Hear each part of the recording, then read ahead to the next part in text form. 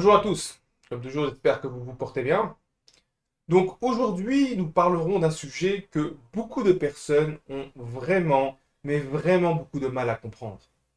Ce sujet concerne les impôts et les taxes. En effet, quand on pose des questions du genre, l'existence des taxes est-elle une bonne chose? Sont-elles nécessaires pour avoir une société équitable? Y a-t-il de bonnes et de mauvaises taxes?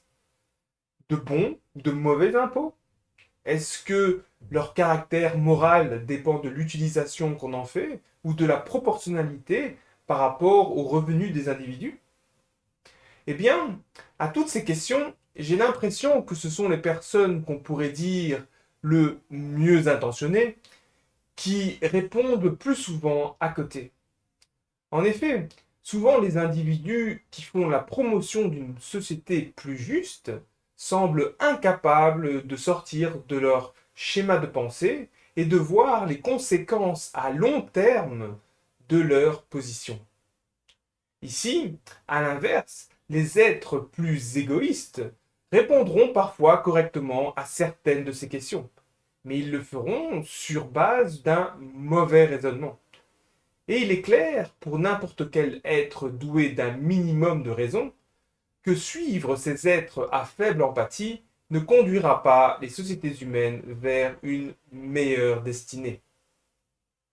Dans ce qui va suivre, vous verrez que, comme toujours, aussi longtemps que l'on reste aligné sur le principe de la loi naturelle, les actions moralement bonnes ou mauvaises sont extrêmement facilement identifiables. On comprend ainsi facilement que des bonnes actions restent bonnes même si, de manière superficielle ou au premier regard, elles semblent rendre la vie plus difficile. Et inversement, des actions mauvaises conduisent inévitablement vers un monde où l'esclavage et la souffrance sont la norme.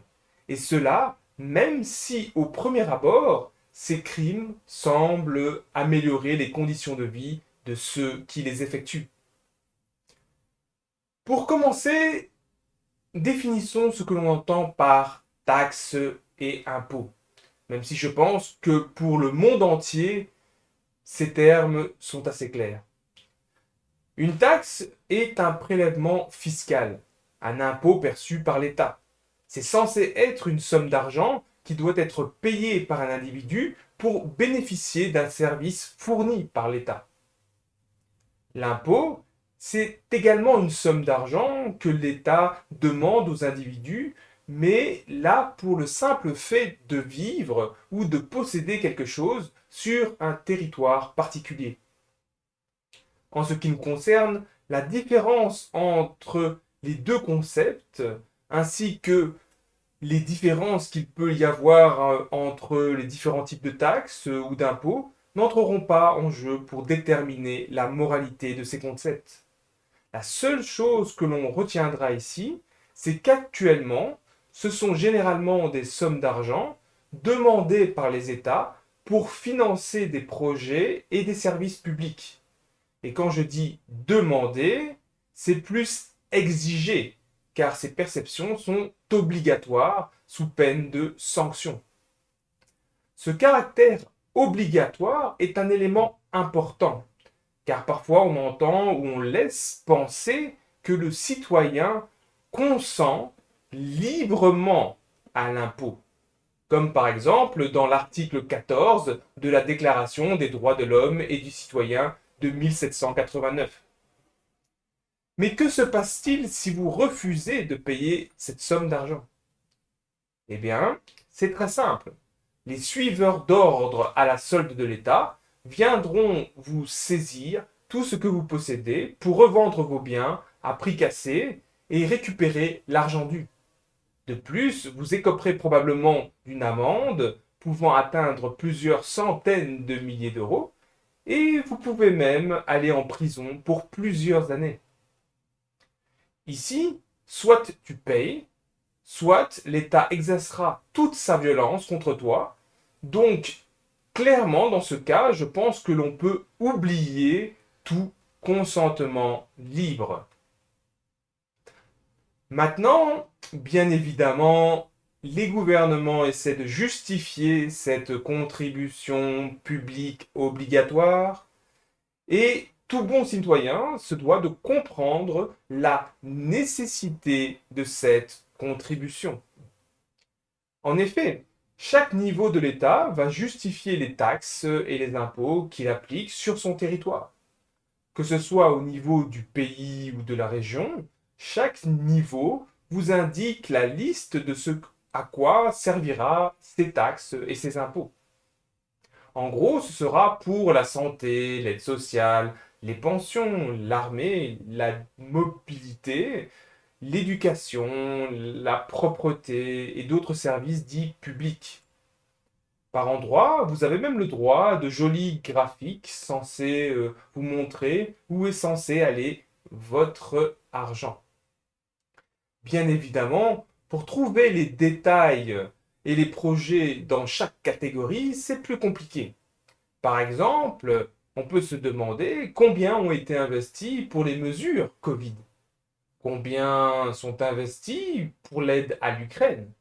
Combien sont investis pour augmenter la surveillance de la population? Etc., etc. Bien évidemment, tout est fait pour que vous fassiez confiance à votre gouvernement pour bien utiliser cet argent. Et bon gré mal gré, j'ai l'impression que la plupart des individus trouvent ce système tout à fait satisfaisant et même nécessaire.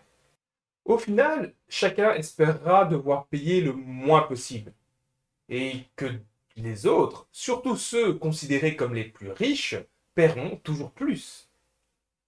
Ce que vous devez bien comprendre, et d'ailleurs l'histoire le prouve, c'est que tant que vous aurez un surplus, vous paierez, jusqu'à ce que vous n'ayez plus que le strict minimum, à moins que vous ne soyez vraiment très riche, car dans ce cas, vous trouverez probablement des moyens légaux de contourner cette contribution volontaire.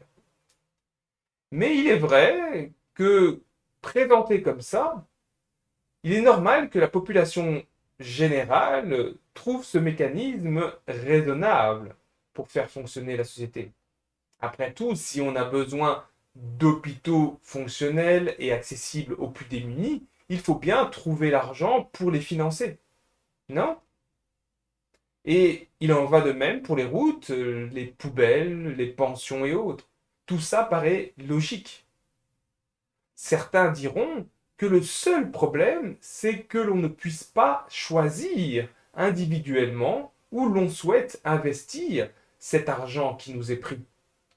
Mais que le principe de l'impôt, quant à lui, reste nécessaire. Mais, comme toujours, lorsque l'on parle de morale, le raisonnable, ou plutôt le consensus général, on s'en moque.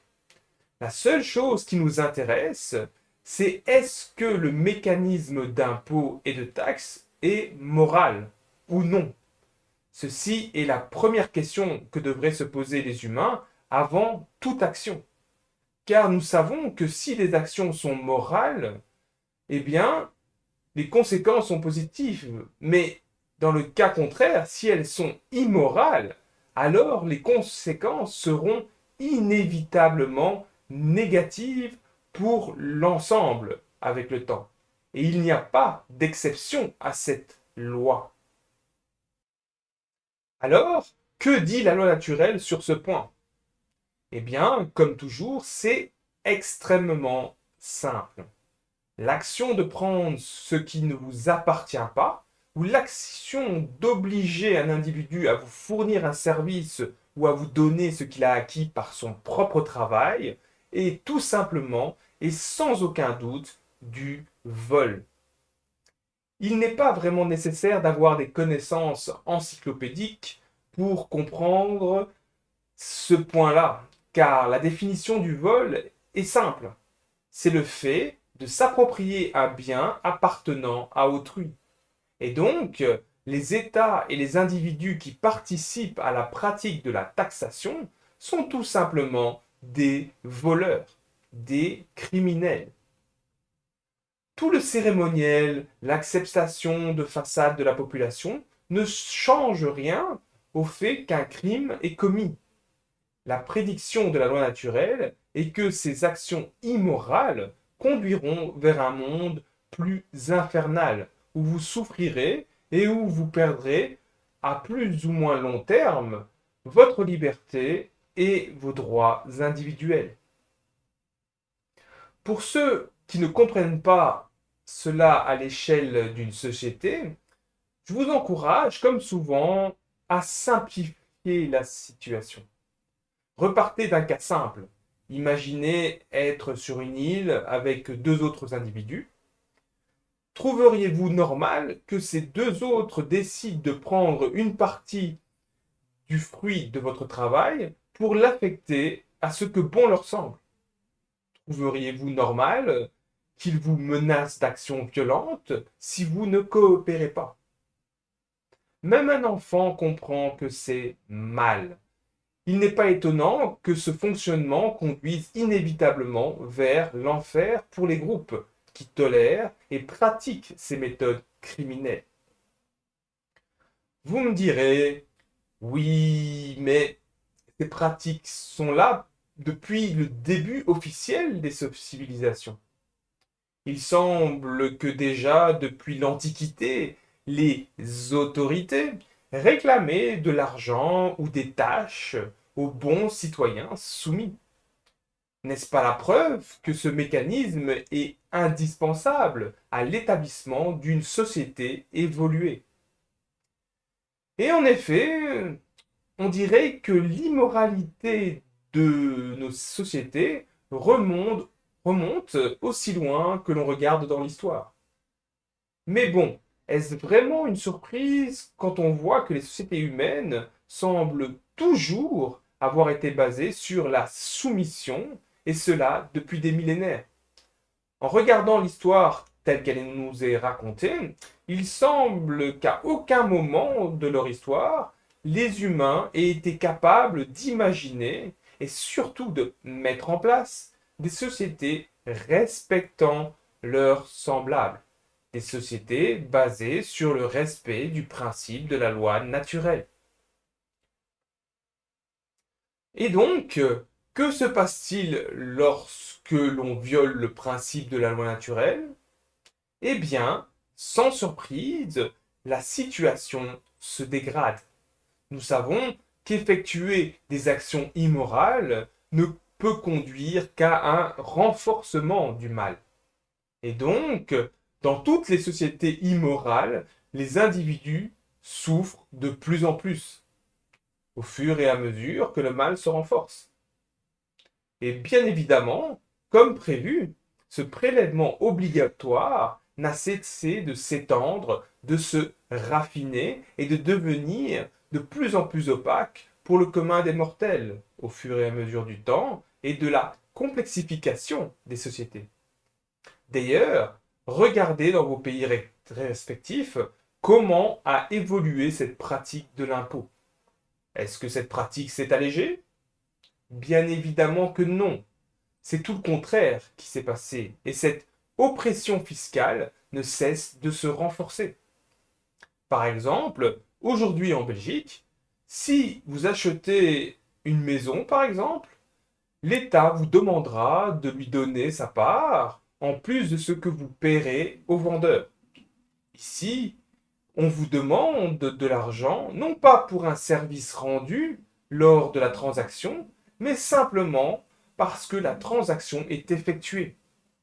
Ensuite, vous paierez chaque année une somme proportionnelle à la valeur du bien, et cela pour le simple fait de posséder ce bien. Encore mieux, imaginez que vous mouriez et que vous décidiez de donner votre bien. Eh bien, ceux à qui vous souhaiteriez donner ce bien, que vous avez acheté avec votre propre argent et votre propre travail, et pour lequel vous avez déjà payé les taxes précédentes. Eh bien, ceux à qui vous donnerez ce bien, eux aussi devront donner de l'argent à l'État pour ce même bien, même si ce sont des membres de votre famille. En fait, dans un tel système, dès que un bien passe d'une personne à une autre, l'État s'immisce dans la transaction privée et réclame sa part, et cela, en plus de ce qu'il réclame, pour le simple fait de posséder un bien. À se demander si dans nos sociétés actuelles, on peut vraiment dire que les individus peuvent encore posséder un bien tel qu'une maison, par exemple. Ici, on voit bien que si un autre groupe que l'État avait le même genre de comportement promettant sa protection sous la menace de représailles violentes en cas de non-soumission, la plupart des individus identifieraient sans difficulté le caractère mafieux et criminel de ce groupe de malfaiteurs. En effet, quoi de plus immoral que de prendre sous la menace le fruit du travail d'un individu pour l'utiliser comme bon nous semble ou pour le donner à d'autres. Mais dans l'esprit des humains endoctrinés de ce monde immoral, cette constatation semble hors de portée de la plupart des individus, et beaucoup tenteront de justifier l'existence de ce système mafieux. Ici, les êtres soucieux de leurs semblables, ou voyant l'État comme un papa protecteur, diront: le problème, ce n'est pas forcément l'impôt, mais son utilisation. Et oui, c'est vrai que petit à petit, il y a un glissement vers l'abus, mais cela ne signifie pas que ces taxes sont toutes mauvaises.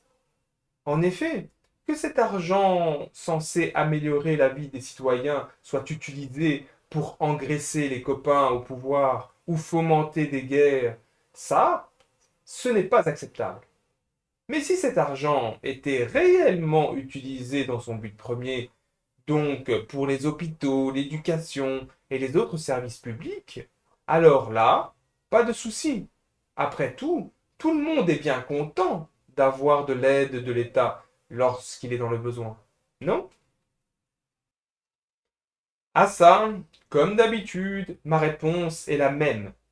Quelles que soient vos justifications, ce prélèvement obligatoire avec coercition par le bras armé du pouvoir est clairement du vol. Et le vol est un crime. Et cela, quels que soient les objectifs finaux ou vos justifications. Ce point, je l'ai souvent indiqué et vous avez pu constater qu'il n'y avait pas d'exception à cette règle. La loi naturelle est absolue et elle est limpide sur ce point. Certains me diront: et si on laissait libre les citoyens de choisir où ils souhaiteraient mettre cet argent, ce serait mieux, non? Car dans ce cas, ils seraient forcés de donner une partie de leur possession.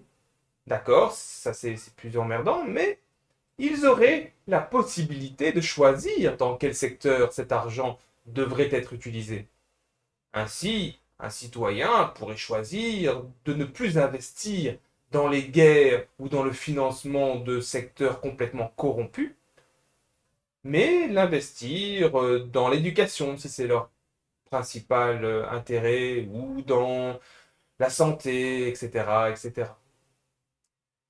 Ici, ma réponse est que même si l'on offrait cette possibilité aux citoyens, ça n'en resterait pas moins du vol, aussi longtemps que cette contribution est obligatoire sous peine de représailles.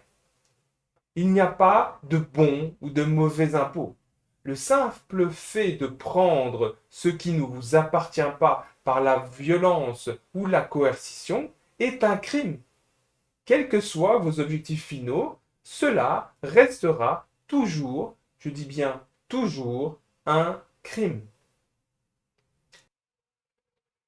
Ici, une petite anecdote concernant l'utilisation des intelligences artificielles, les IA, ces outils très à la mode actuellement. Cela vous permettra de voir la censure mise en place par les développeurs de ces IA pour éviter d'avoir des soucis avec les maîtres de ce monde. Dans le cadre de l'édition de cette vidéo, j'ai essayé de faire générer une image qui me servirait d'illustration. Mais comme soit les IA refusaient de générer l'image, soit les images n'avaient rien à voir avec ce que je demandais, je me suis dit, demande à une autre IA de m'indiquer la manière optimale de formuler ma demande. Après tout, peut-être que c'était moi qui formulais mal ma demande. Alors, j'ai posé la question à ChatGPT. Je lui ai demandé quelle serait la phrase à mettre pour que l'IA me génère une image montrant que les taxes et les impôts sont comparables à du vol. Sa réponse, je ne peux répondre à votre demande. Quand je lui ai demandé pourquoi, il m'a répondu qu'il était conçu pour promouvoir des comportements éthiques et légaux, et que je lui demandais quelque chose qui n'était pas éthique ni approprié, car les taxes et les impôts, c'est bien. Donc là, vous voyez qu'il ne répond même pas à ma question. Il sort une phrase toute faite, les impôts, c'est bien, et toute remise en question de cette vérité est non éthique. On se croirait revenu à l'époque du Covid. Alors, je lui demande de me définir ce qu'est le vol. Et là, sans hésitation, il répond que le vol, c'est le fait de prendre ou de s'approprier la propriété d'autrui sans son consentement. Et là, il reconnaît que c'est un crime gravissime. Ensuite, je lui demande, est-ce que si une personne ou une entité s'approprie ma propriété sans mon consentement ou sous la coercition, est-ce que c'est du vol? Là encore, il répond, oui, c'est du vol, même si on sent le besoin d'inclure des expressions comme dans la plupart des cas, comme s'il essayait de se laisser une porte de sortie pour la question suivante. Puis, je lui demande, est-ce que si je ne consens pas à donner mon argent, mais que l'on me le prend sous la menace, est-ce que c'est du vol? Là, il semble assez clair. Oui, c'est du vol, et je devrais appeler les autorités compétentes pour signaler ce crime. Alors là, je lui demande, est-ce que lorsque l'État, via les impôts, prend mon argent sans mon consentement et sous la menace, est-ce du vol? Là, sa réponse est moins intransigeante qu'au début de la conversation. Il dit, oui, cette question est un sujet complexe et il existe différentes perspectives sur ce sujet. Certains sont pour, car cela permet de financer des services publics, et d'autres sont contre, car ils considèrent que c'est une forme de coercition et de vol. Au final, il dit que c'est une perspective individuelle sur le rôle du gouvernement et de la justice sociale et de l'obligation civique. Clairement, il est moins catégorique qu'au début de la conversation et je pense que j'aurais pu avoir le même genre de conversation avec un humain. À un moment dans la conversation, un défenseur des impôts va se trouver en dissonance cognitive. D'un côté, sa propre logique lui montre clairement que les taxes et les impôts sont du vol, vu qu'ils sont pris sans le consentement de l'individu, et de l'autre côté, il lui est impossible d'admettre que les gouvernements protecteurs agissent comme des criminels. La seule issue dans ce cas, c'est la même que celle face aux preuves factuelles que la moralité n'est pas relative. Sa porte de sortie, c'est de nier la réalité et de dire, tu sais, la morale est relative. C'est une question personnelle. J'espère que vous commencez à comprendre que la morale n'est pas, n'a jamais été et ne sera jamais relative.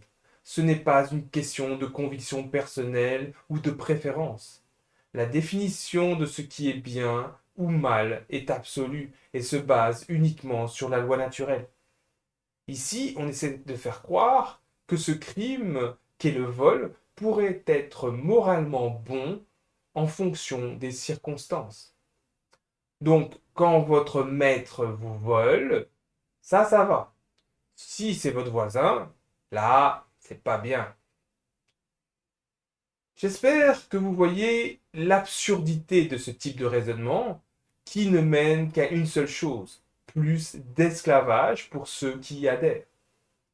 Nos sociétés en sont la preuve avec l'augmentation constante de la pression fiscale au profit du haut de la pyramide et clairement pas au profit du peuple ou des citoyens lambda.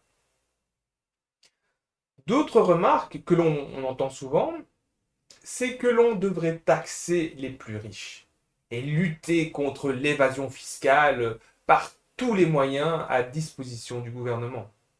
De plus, il ne faudrait avoir aucune pitié avec les fraudeurs et appliquer des sanctions très sévères. Quand ce genre d'idée est promue par leur maître, de nombreux citoyens répondent favorablement, car après tout, la grande majorité d'entre eux ne font pas partie des plus riches, vu qu'ils n'ont juste de quoi survivre.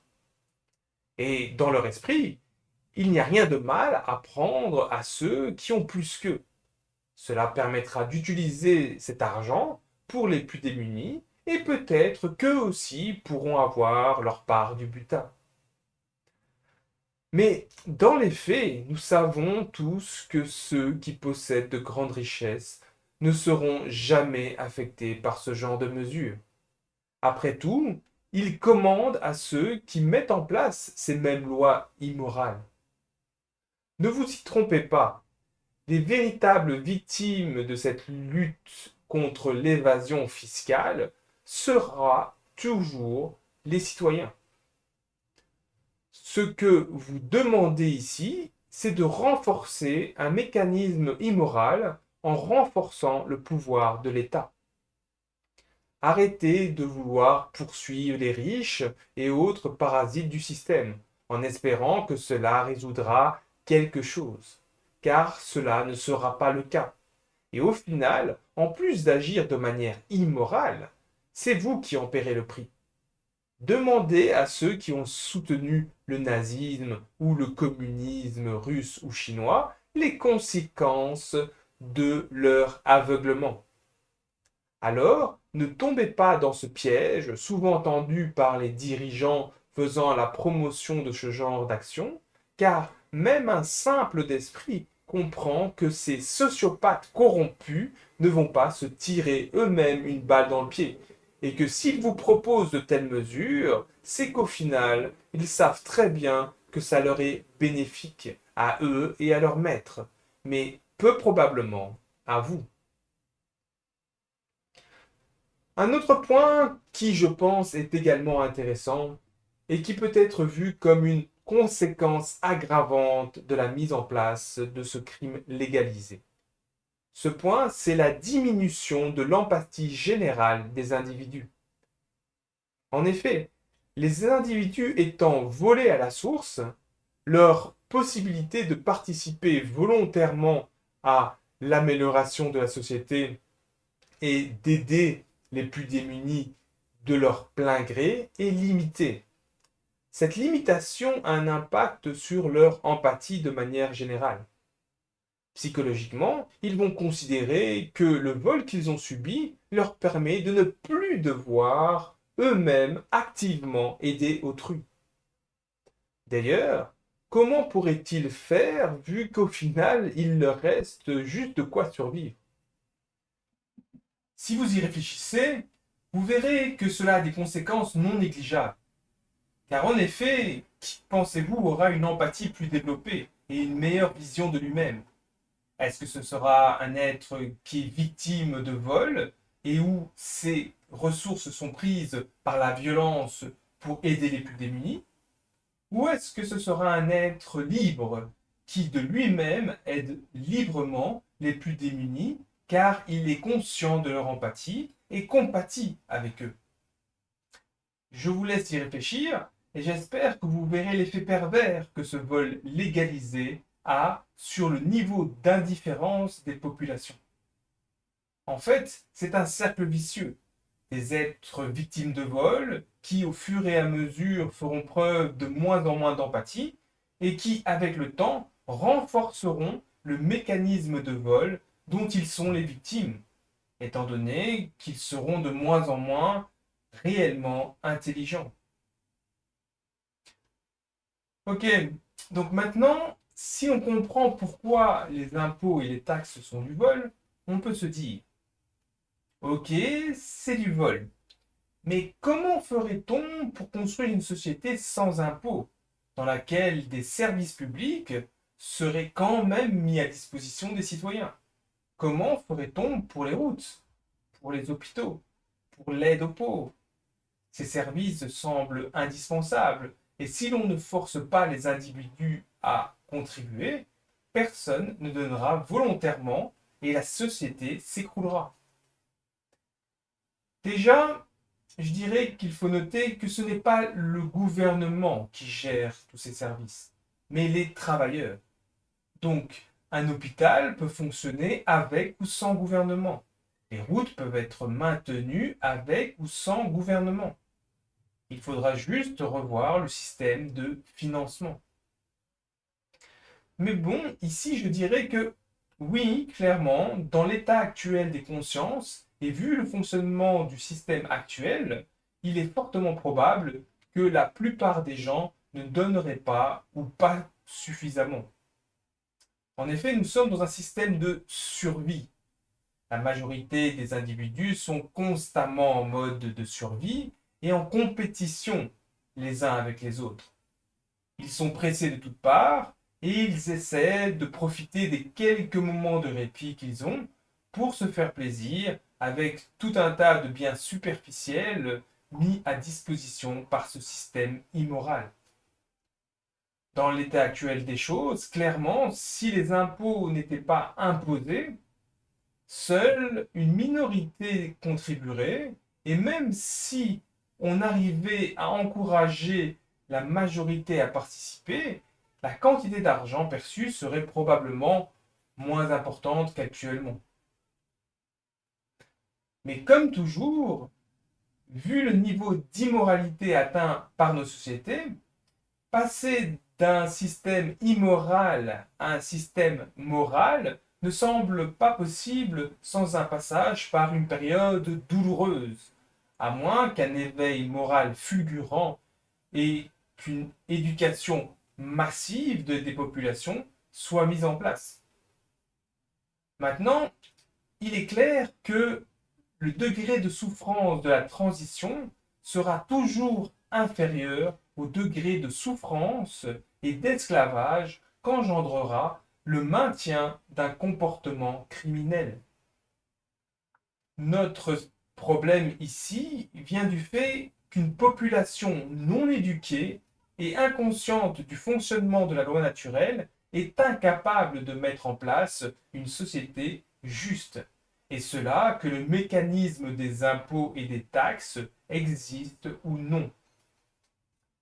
À cela se rajoute le fait que le manque d'imagination et la peur du changement conduisent les êtres humains à préférer rester dans un système infernal qu'ils connaissent plutôt que de prendre le risque d'aller vers un potentiel paradis inconnu. Mais alors, comment faire? Eh bien, c'est très simple. Il faut arrêter de commettre des crimes et surtout éduquer la population. Dans un système moral, les êtres sont libres et non endoctrinés. Dans une telle société, il n'y a pas forcément une course effrénée vers toujours plus de plaisir au détriment de ceux qui nous entourent. Les individus comprennent ce qui est essentiel et ils évoluent en accord avec la loi naturelle. Ces individus sont généralement intelligents et donc ils possèdent une réelle empathie. Dès lors, lorsqu'un groupe est composé de tels individus et que ce groupe vit dans le respect de tous les êtres avec lesquels il est en contact, y compris les membres de ce groupe, eh bien, dans un tel groupe, les individus offriront de leur plein gré, et ici vraiment volontairement, leur surplus pour le bien commun et pour les secteurs ou les projets qu'ils souhaitent soutenir. Aucune coercition ne sera exercée, ni aucune violence ne sera faite si un individu ne souhaite pas participer. Pour ceux qui pensent que c'est utopique, croyez-vous vraiment que la plupart des humains n'aideront pas leurs semblables s'ils étaient assurés de vivre dans une société qui les respecte et où les individus s'entraident volontiers en cas de besoin? Je vous laisse y réfléchir, mais de mon côté, il m'est facile d'imaginer une telle société. Même aujourd'hui, dans une société du chacun pour soi, où les êtres sont endoctrinés et en compétition les uns avec les autres, de nombreuses personnes donnent sans coercition pour ceux qui possèdent moins ou qui ont une vie moins chanceuse. Cette générosité, liée à l'empathie naturelle chez les humains, ne s'arrête pas forcément à la famille et aux êtres proches. Elle s'étend à tous les êtres, humains et non humains. Dans ce contexte, dès que les besoins primaires sont remplis, il suffit d'éduquer les individus sur base de la loi naturelle. Et je suis convaincu que d'eux-mêmes, ils donneront leur surplus pour le bien de tous. En effet, des êtres réellement intelligents ne supportent pas de vivre dans le luxe au détriment des autres. Ils ne vont pas pouvoir profiter de la vie alors que leurs voisins souffrent et se trouvent dans le manque. Des êtres réellement intelligents comprennent qu'il est dans leur intérêt de faire preuve d'empathie et de s'assurer que ceux qui les entourent vivent dans les meilleures conditions possibles. Je le répète, et je le répéterai encore souvent, le principal problème de l'humanité est avant tout un problème de conscience, de moralité. L'espèce humaine est une espèce immorale, et aucun changement positif ne pourra se faire sans premièrement changer cet état des choses. Et malheureusement, il ne semble pas que cette question intéresse énormément de personnes, qui préfèrent se focaliser sur les effets de cette immoralité plutôt que d'aller à la source.